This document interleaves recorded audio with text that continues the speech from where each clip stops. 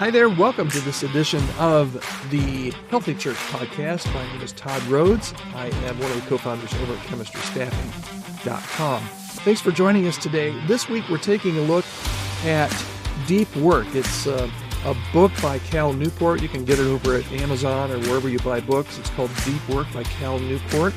And we're talking about kind of the differences. We introduced the topic yesterday, the differences between deep work, which is the really important work that really moves us forward, and the difference between deep work and shallow work, which is just some of the more mundane things we do, answer phone calls, answer emails, social media, those kind of things.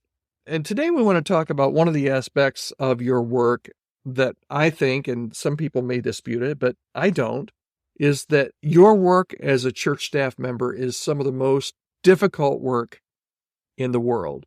And this goes for whether you're a senior pastor, whether maybe you're an executive pastor, maybe you're a worship or a student ministries guy or gal.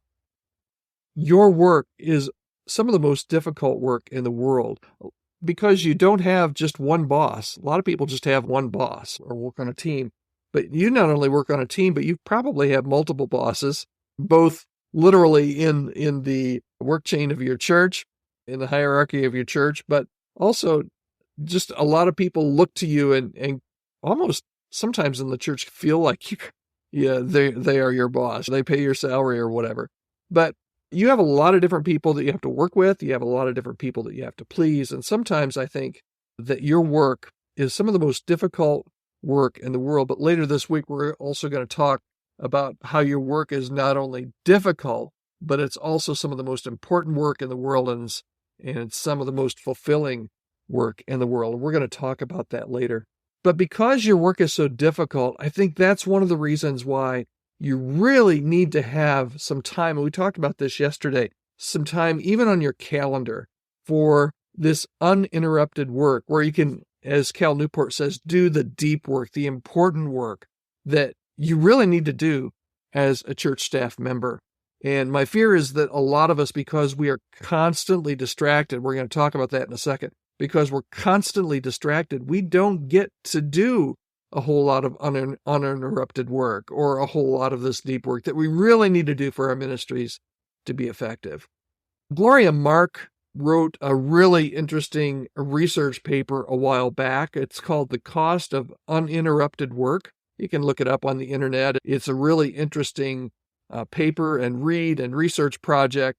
And this is what she found. And maybe you've heard this before, but she says from her research that when you are doing work and you are interrupted, that distraction, that interruption, it typically takes someone 23 minutes and 15 seconds for them to return back to the original task after that interruption.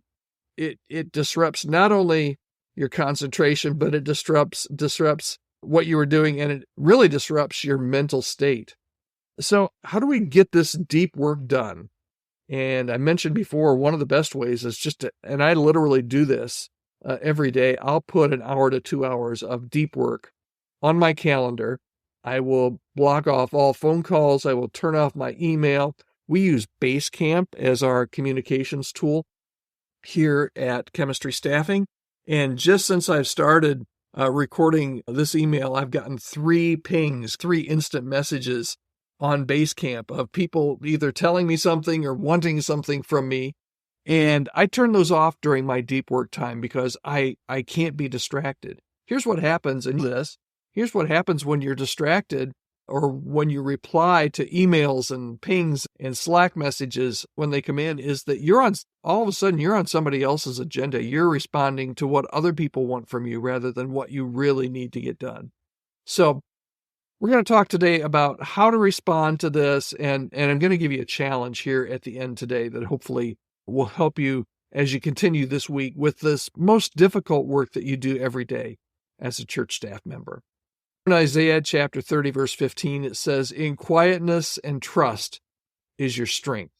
And this is, I think, actually describing what Cal Newport is saying. It's actually describing the atmosphere that you need to have in place for deep work. So the first thing I think you need to do is, as I've said, is multiple times, because I can't get deep work done if it's not on my calendar. I have to schedule. So schedule. The second thing is you need to get in the right spot.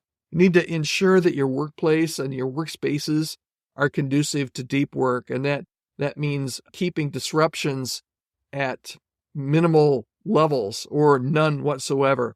So what are your enemies? Your enemies are any kind of notifications on your computer or your phone. Turn off your notifications, even if it's for an hour or 2 hours.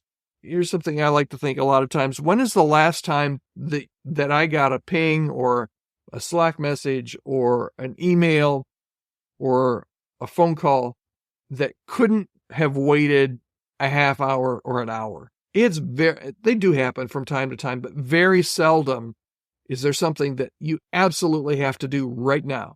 So take the time, turn off your notifications, make sure your workplace if your door's open, make sure you close your door.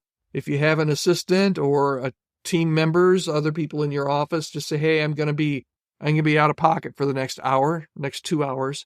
Don't message me. Don't knock on my door if you could. If you need to relocate, if you need to get out of the office and able to make that happen, do that. But to make sure that you're in a right place and you've got all those notifications turned off. And most of our phones have very easy, on an iPhone, you flip the quiet button, right? On Android, you can turn all your notifications off or turn your ringer down or whatever.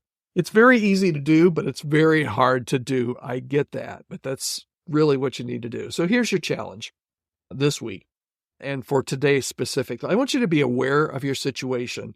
Determine today, maybe you don't do any deep work today, but determine what are your most common interruptions. Where are you most susceptible to interruptions? Is it somebody knocking on your doors? Is it somebody walking through your door? Is it phone calls? Is it texts? Is it responding to emails? Is it being diverted by social media?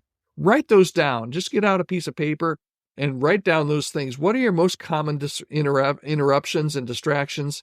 And then we're going to make a plan. And again, if you don't do a plan, make a plan to do deep work. You just won't do it. You have to be proactive. Schedule it on your calendar. So today I want you to do two things, essentially. I want you to write down your most common interruptions all day today. Just write them down. There might be 5, there might be 20 most common interruptions, but write those down so that you can be aware of them. And then you're going to try and eliminate them for what you're going to do number 2. And that is to make a plan and schedule it on your calendar. Literally, I would like for you to schedule 30 minutes to an hour of deep work tomorrow. You can decide, you don't even have to decide today what you're going to work on, but it's just put it on your calendar as deep work and put it for 30 minutes to an hour and make sure that whatever interruptions you identified today, you do everything in your power to take those off the table for your 1 hour tomorrow. And after that, tomorrow we can talk about remembering how great you feel when your deep work session is over and how much you feel like. I've done deep work sessions where I feel like I literally get a whole day's worth of work done in an hour just because I'm concentrated and really in the zone. So once you get that down, you just rinse and repeat. And it's an awesome feeling when you can really get a lot done and really feel like you're doing things that are moving the needle. All right, so that's your plan for today. Identify your interruptions and get out your calendar. Put 30 minutes to an hour of deep work on for tomorrow. And tomorrow we'll be back. I hope you'll join us here on the Healthy Church Staff Podcast. We're going to talk about how important your work is because your work on our church staff is some of the most important work in the world.